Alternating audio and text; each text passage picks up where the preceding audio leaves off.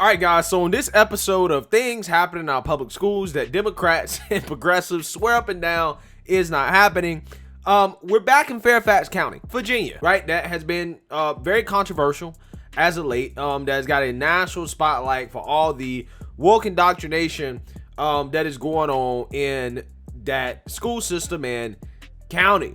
Now, this time, Fairfax County is asking students as young as 12 about their sex life and if they are transgender and all types of questions that I would think is an invasion of privacy and just kind of downright disgusting if you're asking kids as young as 12 to answer these questions.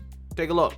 Well, this story has a lot of people talking, parents especially, because some Virginia students as young as 12 years old will be asked about their sex life, dating life, home life, and more. 12. Bruh, pause. Pause. I usually don't do this, but I gotta say, guys, you know it's bad when the local news anchors is like 12, right? Like, you saw that guy was like 12, right? They're that young. You know it's bad when you can hear in their voices how bad it is. Now, these are the kinds of topics that'll be on the 2021 Fairfax County Youth Survey, which is a collaboration between Fairfax County government and Fairfax County Public Schools. 7 News reporter Nick Minock has the details, all new at 5. 8th, 10th, and 12th grade students in Fairfax County will have the option of participating in the 2021 Fairfax County Youth Survey. The survey begins with asking students how old they are, whether they are male, female, or transgender. And the survey asks students their sexual orientation, their race, and their experience at school. The survey also asks students several questions on how they spend their time after school, questions on their home life, bullying, their feelings during the past 12 months, plus how often students use tobacco, alcohol, and other drugs. It doesn't stop there. The Fairfax County Youth Survey asks students questions about their sexual behavior, including questions like, have you ever had sexual intercourse? How old were you when you had sexual intercourse for the first time? How many people have you had sexual intercourse with?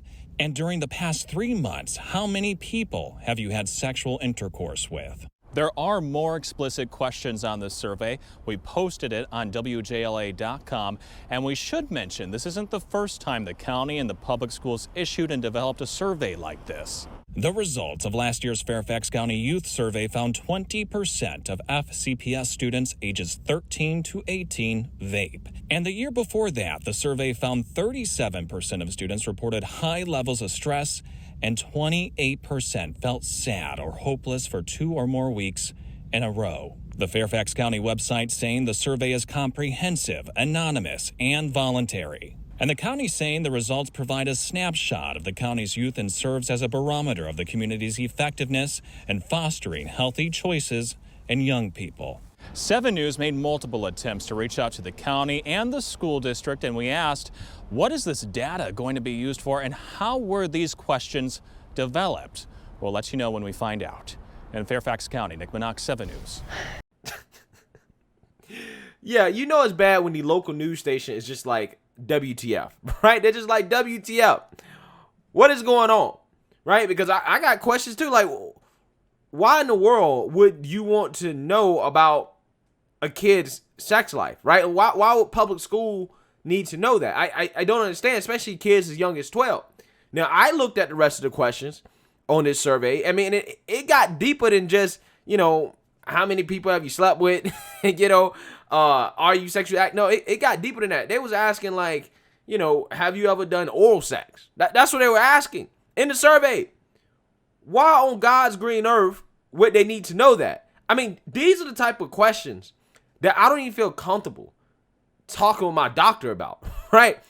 If you go to the doctor to get an STD test, right, and you got to, tell the doctor what you did and why you want to get one, right? I feel like, and even in situations like that, I'm not even that comfortable, exposing that type of information. So why would you ask kids to do this? Now, they're trying to say that, this is voluntary, blah, blah, blah. They don't have to take it, such and such. But again, my question is just why? I mean, it's in my opinion, it is clearly an invasion of privacy, especially if the parents are not involved in whether or not these kids can actually take this survey. Because just because it's voluntary doesn't mean that it's not an invasion of privacy, because these are children, right? A lot of them are not old enough to make their own decisions, right? So when you're just giving them a survey and say, hey, you don't have to fill it out, right? But we're also not going to consult your parents about it. A lot of these kids might just fill it out just because, right? So now you're collecting all this sensitive information about these children. And again, for the life of me, I don't understand, what are you possibly going to use it for? And this is what our schools are focused on when we actually should be just focused on reading, math, science, things that are actually going to help them. I mean, guys, did you know that we currently rank 38th globally in mathematics? And China, the country that basically has surpassed us economically and arguably technologically as well, they rank? They rank number 1, right? They rank number 1. Even Vietnam is better than us at this point when it comes to math, right? They're better than us. They're 14 spots ahead of us. They're number 24 in the world. We currently rank 25th globally overall in education. But this is what our school systems are focused on. They're focused on asking students about their sex life.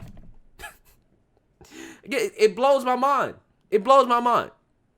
But the left says, hey, this is not happening, right? Don't worry about it, okay? In fact, if you ask about it, right, if you inquire about it, if you call out these schools about this kind of woke indoctrination that's happening, specifically in regards to these children being exposed to sexual themes and sexually oriented books, they might ban you from a library.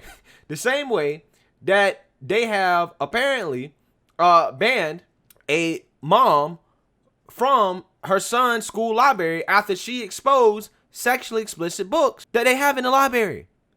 They banned her for doing that. Now, this is the same county, Fairfax County, right? The same exact county we just talked about that did this. And I want to play you guys a little clip real quick so that you guys can kind of get an understanding of how all this kind of got to this point. Take a look. A school system has suspended circulation of 2 books from their library after a mother expressed concern about their explicit material. Both of these books include pedophilia. There are children in the audience here. Do not interrupt my time. Do not interrupt my time. I would like to remind everybody. I will stand here until my time is restored and my time is finished. But why were these books on the school shelves in the first place? That outraged Fairfax, Virginia mom of 6, Stacey Langton, joins us now. Stacey, you're a hero to me. Thank you for doing what you did. How ironic that you read directly from the books that they provide in their library, and they said it was offensive and that there were kids in the audience. Yeah, it's almost like she was making my point for me. Yeah. You think? Yeah, absolutely. So is this the fault of the school board? How much responsibility does the librarian have in this? Well, that's what I don't know the answer to, okay? And I would like to get those answers. I don't know how this process works. I don't know who makes these decisions. So I would like to know that. Who puts the materials in our children's school libraries? Is it coming from some committee on high? Is it down to a person? I don't think this is a situation where it's the librarian per se, because one of the first things I did when I found out that the book was in my child's library was I checked a couple of the other schools that are geographically near me to see if it was in those libraries, and it is. Yeah. So it's not a single librarian who did this. No, so, it's probably bigger.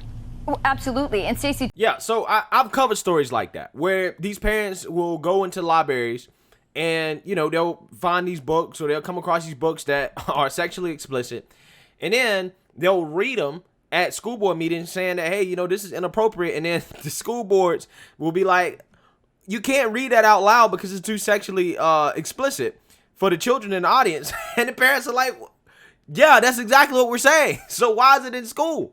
Again, it makes no sense whatsoever, and she was purely trying to get to the bottom of it. However, again, in response to this, the school system or school board basically decided to tell her what they actually think about her, which is that she has no business, right, trying to have input and say in terms of what type of graphic imagery her child is being exposed to.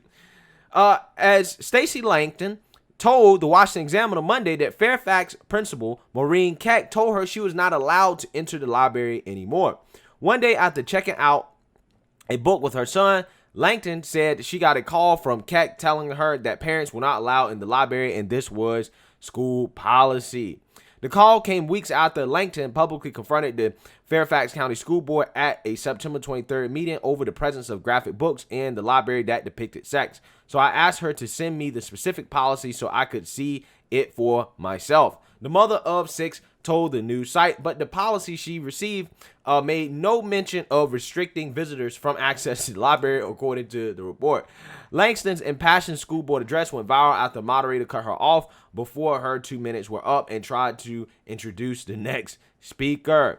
The 2 books she complained about, Lawn Boy by Jonathan Evishan and Genderqueer by Maya Kolbebe, were taken off the library shelves pending a review, the Fairfax Times reported last month. Attorney General Merrick Garland came on the fire early last month after issuing a memo tasking the SBI with probing what he called a disturbing spike in harassment and threats of violence against school leaders and teachers. The announcement followed a letter from the National School Board Association to President Biden calling the alleged increase in violence and threats against public school officials a form of domestic terrorism. Langton told Fox News that since speaking out publicly, she and her family have received countless threats. Quote, I'm not getting a lot of sleep right now. Nobody's sleeping in my house because we can't be sure that we're safe. She said Langton and the Fairfax County School couldn't immediately be reached for comment. Yeah. So, yeah, this is what's happening, guys. This is what's happening. A parent exposes some books that are not appropriate for kids in school. In response, the school says, hey, we'll take these books off the shelf, but you are not allowed in the library anymore, right? You're not allowed in the library anymore, right? And she's going to the library to check out books for her son, right? To read with her son so her son can learn and be educated, right? But this is, again, not what these schools are actually really concerned about. They're not concerned about students learning math and science and reading and things that are actually going to be beneficial to them. They're concerned about students being social justice warriors, being woke activists. They're concerned about students and their sexual activity. They're concerned about every single thing except what they're actually going to school for. And then people wonder why parents are upset, right? People wonder why parents are upset. It's not that hard to figure out. This is not a secret. But the media continues to tell us, oh, no, this is just white supremacy, right? And to me, it's like, no, bro, it's not just about the whole race thing. It's about all this stuff, all of it. All of this stuff is happening. And the parents are the ones that are getting blamed for this. They're the ones that's being labeled as domestic terrorists. They're the ones that's been seen as bad people simply because they want to have a say in what their children are exposed to in school. But apparently that's supposed to be so bad, right? But I thought these schools are supposed to want parents to be involved in their child's education. I guess not anymore, right? I guess not anymore. That's when I grew up, that people begged parents to come to PTA meetings and to be involved in their kids' life. Now all of a sudden they're like, nah, we don't want y'all involved. We got a whole bunch of woke indoctrination to do, right? So y'all stay home. Don't come to the library. Don't take your kid to the library. You're not allowed, right? Almost as if they want these kids, to just find the books on their own and to check them out on their own and not have their parents involved at all in the learning process. Kind of what it sounds like to me. But let me know what you guys think. Make sure you like, comment, and subscribe. Most importantly, share a Black conservative perspective. Peace.